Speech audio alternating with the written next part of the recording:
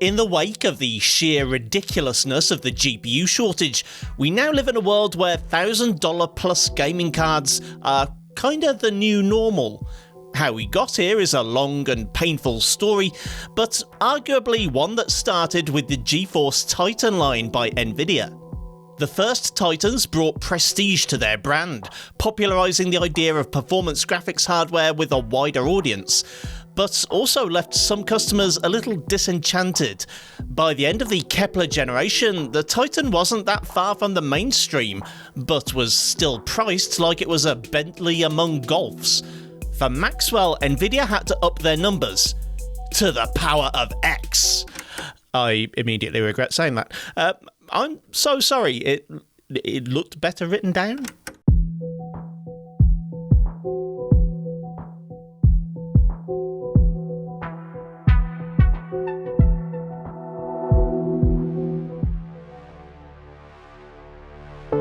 The Titan series didn't have the most auspicious of beginnings. The original Kepler Titan launched in 2013, a time where VRAM quantity wasn't all that critical to gamers, and it ended up being outclassed by the cheaper 780 Ti for pure performance within 9 months. The Titan Black corrected for this shortly afterwards, but only matched the 780 Ti rather than exceeded it. The Titan Z brought the Kepler flagship to the dual GPU card concept, using SLI technology to create a souped-up successor to the GTX 690 at triple the price. In 2014, the Maxwell series launched, marking a big step up from Kepler in performance per watt and API compatibility, and the following year, the Titans would return for another assault on the wallets of wealthy enthusiasts. After the astronomical $3,000 MSRP of the Titan Z, the Titan X, or rather the first Titan X, returned to the more earthly price of $1,000. This put it at the same price as the original Titan and Titan Black, and $350 more than the reference 980 Ti, the next most potent consumer card in the range. The X would be the first Titan whose GPU would sit clear at the top of the GeForce stack in virtually every metric. Cores, clocks and VRAM were all higher than the 980 Ti, though still few games really needed 6GB at the time, and the Titan X's 12 was more attractive for productivity or future-proofing. Of course, we're living in that future now. The Titan X turns 9 this year, and Nvidia still thinks 12 gigs is a large enough amount of VRAM to charge $500 for it. In truth, 12GB should be enough for 1080p, and even 1440p in many of today's games, so there was something to be said for that future-proofing argument, but perhaps not enough. The original X has been superseded by no less than 4 more Titans, the last of which is now more than 5 years old in itself and wouldn't be considered particularly high-end in 2024. The Titan X, on paper at least, should still work in modern games. Maxwell has DirectX feature support up to version 12.1, which only one game at the time of writing will have a problem with, and is the first Nvidia architecture developed with Vulkan in mind. Apart from more recent innovations like RTX and DX12 Ultimate, there's not a whole lot the Titan X can't do. However, in terms of raw performance, the last 9 years of development has left the Maximum Maxwell looking a lot closer to a modern entry-level card than a flagship.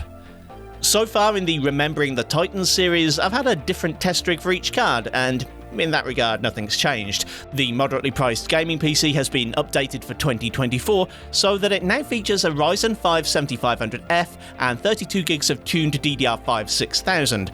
Far more potent than anything available in 2015, but in theory it won't affect the frame rate much, if at all. I'm aiming for maximum quality and resolution rather than FPS, so the Titan X should always be the bottleneck. However, if one were to use this type of card for low demand, high frame rate gaming like, say, Counter-Strike 2, pairing it with even this fairly cheap Ryzen 5 will perform far beyond what a 2015 era i7 will be capable of. Kicking off with a game that's always high on the list of underappreciated titles, the definitive edition of Sleeping Dogs released 2 years after the original version and 1 year before the Titan X.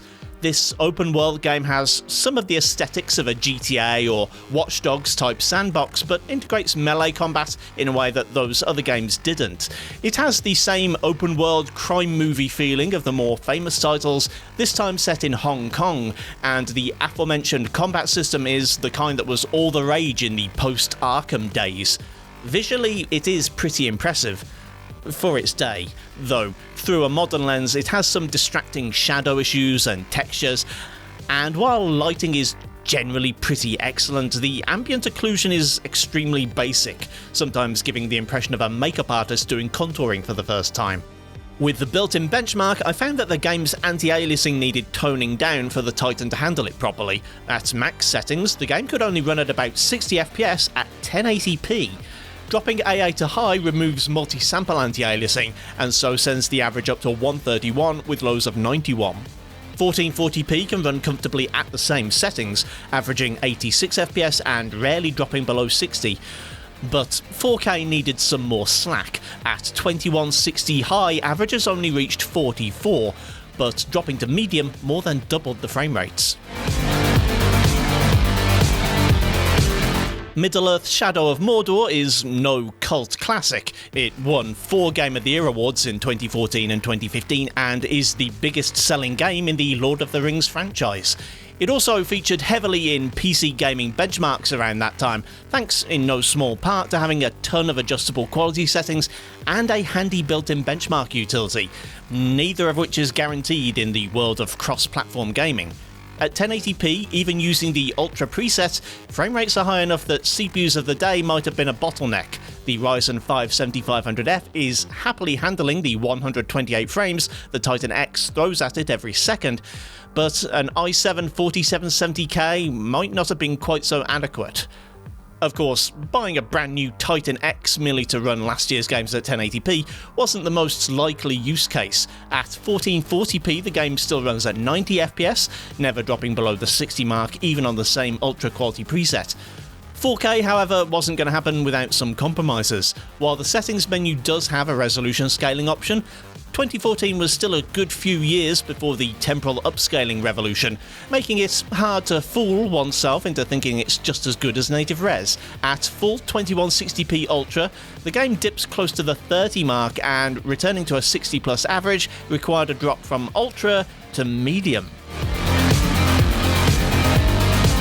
2015 gave us not just the Titan X, but also a lot of great games, some of which are still played and talked about and remastered today, and some of which are being re-evaluated in the light of recent disappointments.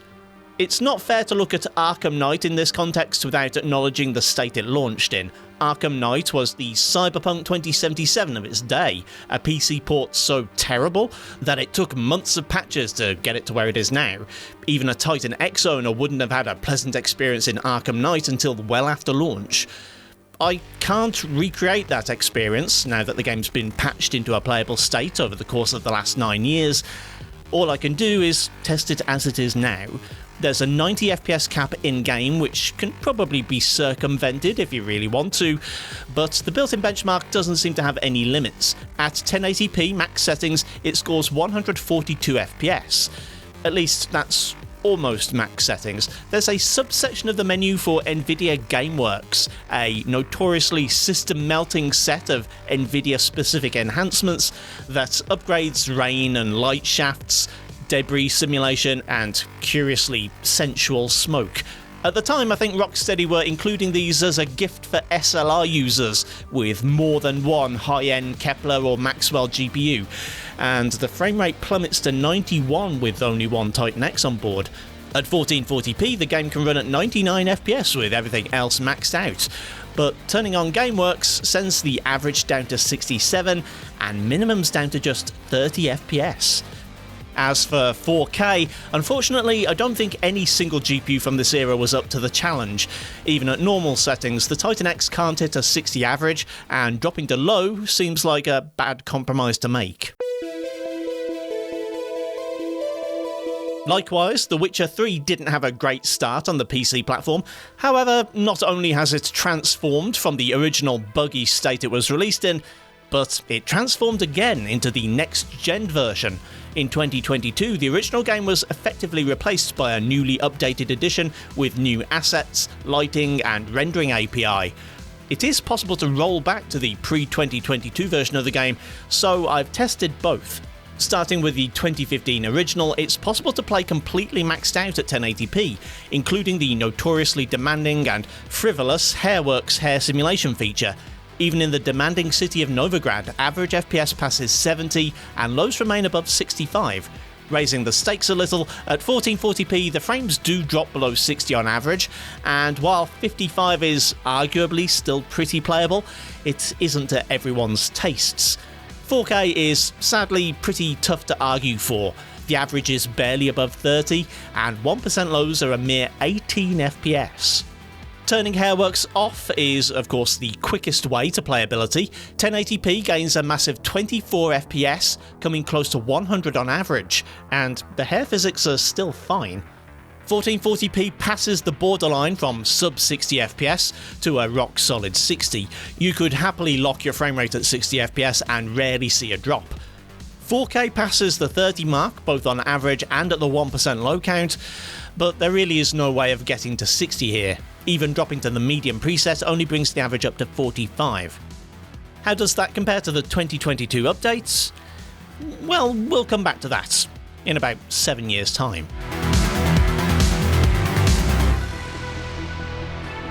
Of course, GTA 5 plays just fine, but you could have guessed that. Again, in the early days, the Rockstar team hadn't fully ironed out all the flaws in the console port, so it's not really fair to say that this is the experience a Titan X owner would have had in 2015. But testing today, with the benefit of 9 years of refinements, shows that the Titan X is almost perfect for GTA 5. At both 1080p and 1440p, it was possible to max out almost every setting, including the advanced menu, and maintain high frame rates. The former managed over 100 FPS, fast enough to give an appreciably smooth experience, yet not so fast as to trigger the Rage engine's 188 FPS self-destruct switch. At 1440p, the average is a still very acceptable 77 FPS, only dipping a small amount below the 60 mark at the low end. Of course, it would have been possible to make the game run far worse. I said I was able to max out almost every setting, however, that excluded multi-sample AA, which I left disabled as it can make even modern high-end GPUs struggle. At this rate, you might think 4K wouldn't be possible, and while leaving everything at the same settings would see the game run significantly below 60 FPS, it's still possible to reach a smooth frame rate by disabling the advanced settings and dropping from very high to high. This makes for a 64 FPS average at 4K, which is about as good as displays were capable of in 2015.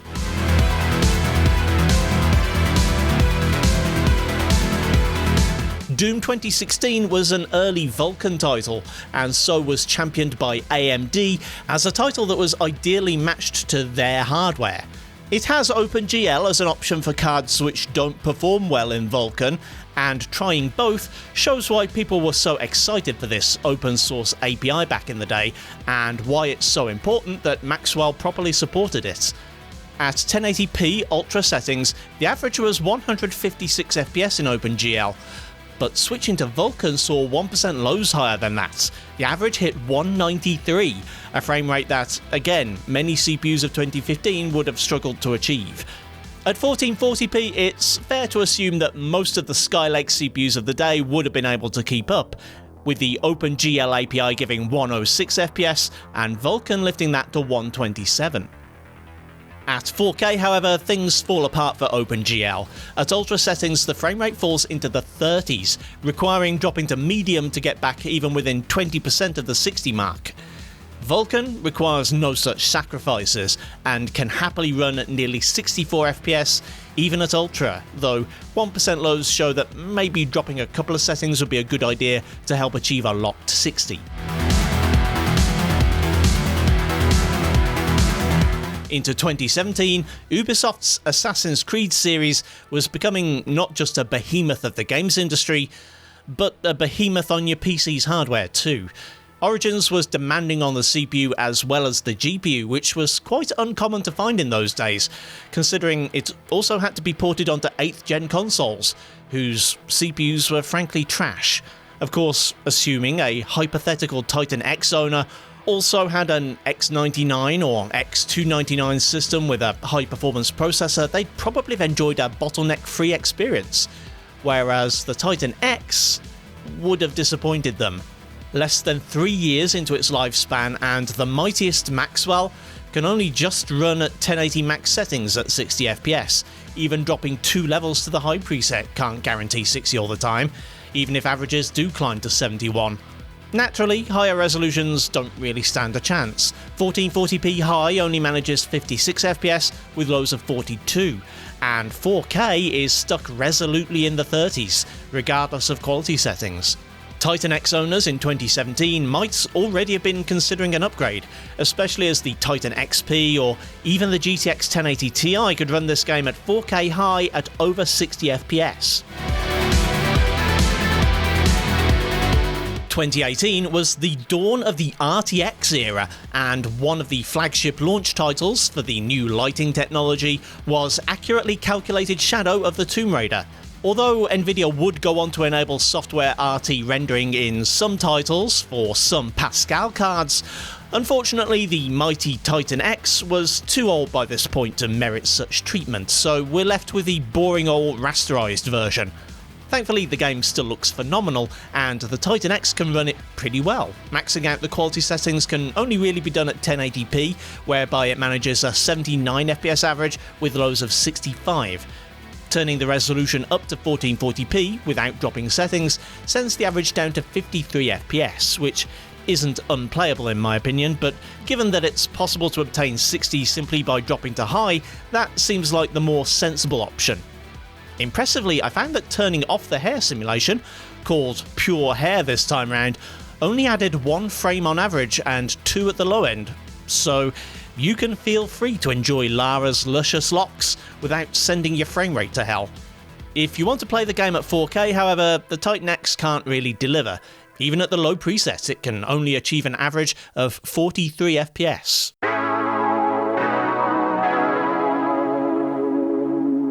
Take the piss all you like, Jedi Fallen Order is still one of my favourite games, and I love coming back to it. Of course, like its much maligned younger sibling, Fallen Order is prone to loading stutters, so it can be hard to find a good scene for benchmarking. At 1080p epic settings, this section of the abandoned village on Zepho is mostly stutter-free, and the Titan X can push 83 FPS with lows of 67. Switching to the high preset improves averages by about 15% to almost 95, but isn't strictly necessary for a good experience. At 1440, however, I'd argue it's the better choice, as the epic preset can't hit 60, whereas at high it averages 61. Lows are in the low 50s, but like I said, you don't come to a Respawn Jedi game for a smooth frame rate, regardless of your hardware. 4K is disproportionately bad on the Titan X, with the high preset failing to reach 30 FPS and medium only just capable of a 30 lock.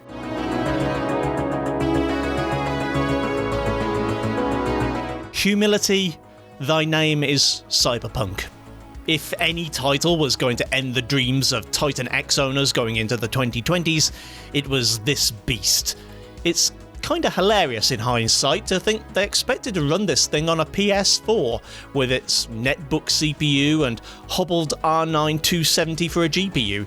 Again, subsequent patches and updates mean this isn't the game it was at launch. If anything, it's even more demanding now. 1080p high can just manage a locked 30 FPS experience, though given that driving is much harder at lower frame rates, I'd recommend dropping to medium to save yourself from crashing into barriers, cars and pedestrians all the time. Cops and corpo thugs, but I repeat myself, are a lot more trigger happy these days. 1440 medium can barely reach a 30 FPS average, meaning upscaling is almost mandatory at this point. Meanwhile, playing at 4K simply isn't realistic, even at low, as the average is a mere 22 FPS and lows creep below 20.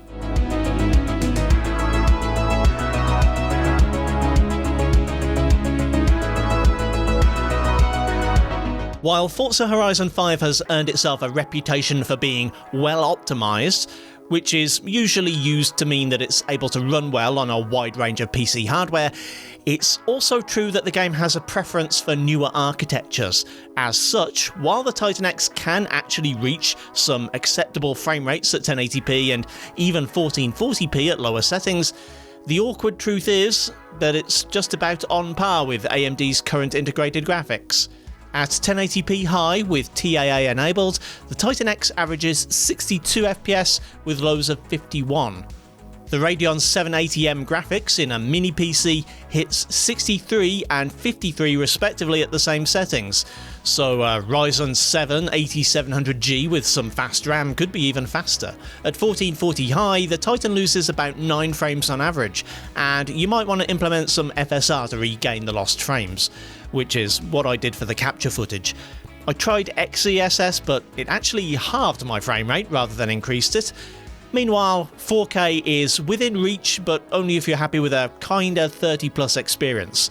And in this particular title, I'm not really okay with it.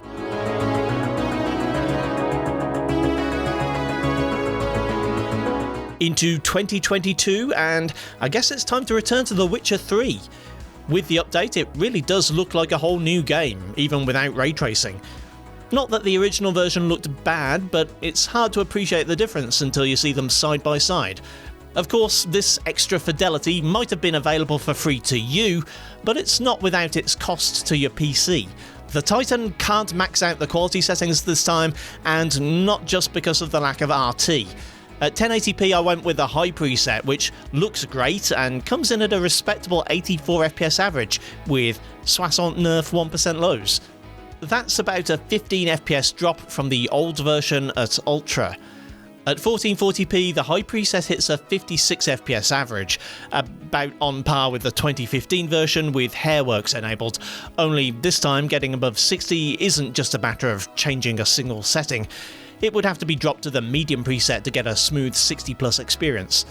Unfortunately, 4K was just too much for the Titan X. At the low preset, it's possible to get a barely 30 plus experience, which is about 10 FPS below the old version at medium. God of War was in my regular benchmarking rotation for over a year, so I have a decent amount of benchmarking data from it.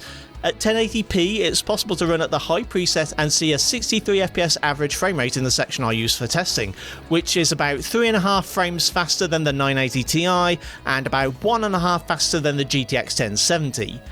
It's also about 6 frames ahead of the brand new RTX 3050 6GB, which isn't that bad of an indictment of the current entry-level Nvidia card, as it's using about 1/3 of the power in the process. At 1440, even dropping from high to original isn't quite enough to maintain a 60 average, and of course that's nothing to do with the VRAM, as we still have plenty to spare.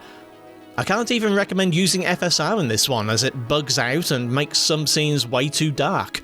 4K is, again, only acceptable if you're happy with a 30-ish average, and even then you have to drop to low to get there. Moving into 2023, and it's finally the reckoning for Maxwell-era GPUs. Well, actually, maybe not. Like I said, driver support is still available, and only Alan Wake 2 causes the Titan X to fail the API check. It actually isn't the worst experience I've had in this game so far, that title belonging to the god-awful Radeon RX 6300, but it's not controversial to say that Titan X owners should probably give up on this game and move on. The Last of Us is another title that simply doesn't like Maxwell, which means that 1080p is the only logical choice in resolution, and in this instance you should prepare yourself for a previous-gen console-esque experience. Sure enough, 1080p falls just short of a locked 30 FPS at 1080 medium. Of course, you're probably thinking that The Last of Us is just a demanding game, and there's no reason to say it's biased against Maxwell just because of a low frame rate. However, this is actually a little worse than the GTX 1650 Super and Radeon RX 5500, which are 2 generations newer but many tiers lower in their respective product stacks. That being said, We do have an awful lot of VRAM here, and it would be a shame to just ignore it. At 1080 high, the average drops from 37.5 to 34, and lows from 29 to 26 FPS. Manually tweaking some of the VRAM heavy quality settings to very high actually doesn't hurt at all. Average FPS drops by less than half a frame, and lows hardly budge. But damn could it be pretty. RE4 Remake also doesn't seem to be fully optimised for the older architecture, but thankfully it's still capable of churning out some decent frame rates on the Titan X. 1080 Balanced is capable of a 68 FPS average, once again on par with the entry-level Radeon from a couple of generations ago, but impressive enough nonetheless. At 1440p, maintaining 60+ requires dropping to the performance preset, which defaults to using FSR, but I found you can turn it off and still get 68 FPS. At 4K, I had to turn everything down to minimum to get a 42 FPS average, so anyone actually trying this might find they're better off at, say, performance and keep the FSR enabled instead.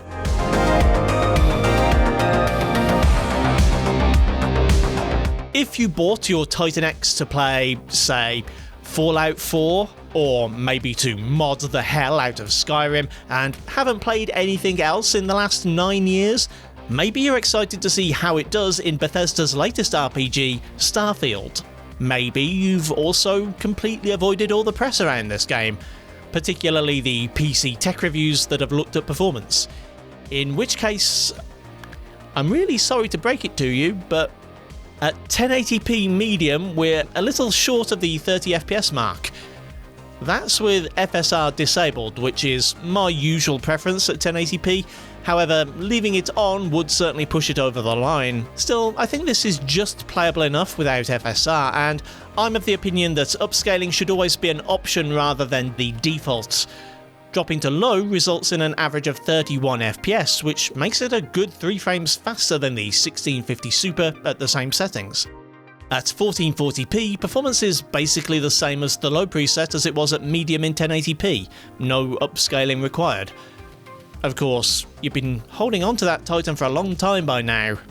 Maybe it's time to upgrade? Just like it's time for Bethesda to upgrade their game design.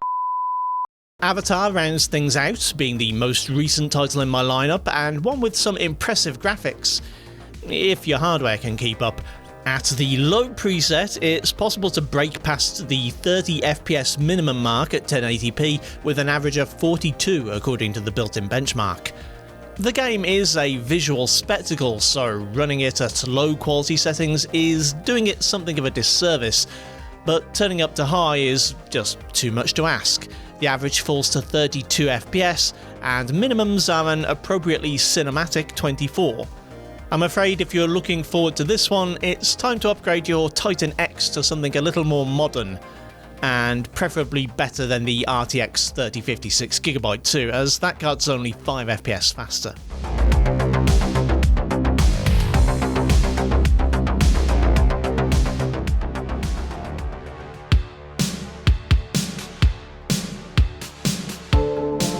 I'm often somewhat critical of high-end GPUs. I don't know if there's a good argument to be made for the existence of $1,000 gaming graphics cards, beyond the fact that there's apparently still people who'll pay for them. What dismays me most about the Titan range is how quickly they become obsolete. The original Titan is only 2 years older than the Maxwell Titan X, and yet in those 2 years, VRAM doubled and performance exploded.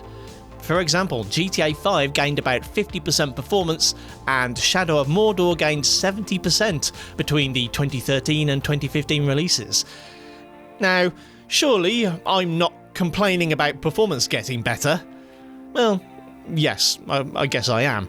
Specifically, if I paid 1,000 of my local currency on anything, I'd expect a certain amount of longevity from it. In that regard, the Titan X is a little less disappointing than its predecessors. While the X Pascal and XP were equally large steps beyond what this Maxwell card was capable of, the original Titan X is at least still supported. It still makes use of the latest drivers, at least at the time of writing, and its architecture is compatible with almost all current games. Your $1,000 investment in 2015 might not have maintained its premium status over the last 9 years, and the march of progress means future DX12 Ultimate titles will leave the Titan X and its ilk in the dust. But it hasn't lost all of its practical value just yet. It has lost most of its monetary value, however. I bought mine from CEX for £150, which means I got a warranty for it. I dare say I could have paid less on eBay or Facebook if I'd have been willing to give that warranty up. A brand new RX 6500 XT or RTX 3050 6GB would cost a similar amount, and an RX 6600 would cost only slightly more. In return, those newer cards would have less VRAM, but would also operate on less than half the power, will probably have longer driver and API support, and have ray tracing, for whatever that's worth on those cards. Short of building up your classic GPU collection or kitting out the ultimate overkill Windows XP machine, there's not many reasons to buy a Titan X in 2024. Next time on Remembering the Titans, I hope to look at the GPU that everyone has seemingly forgotten, the Volta. Oh, f*** you, Roman. Of course, if I can afford one. It's still pretty expensive right now, so if you'd like to help contribute, then you can join my Patreon linked below, or use the super thanks button for a one-off donation. Thanks for watching, kindly do the usual YouTube things if you feel so inclined, and I'll see you next time.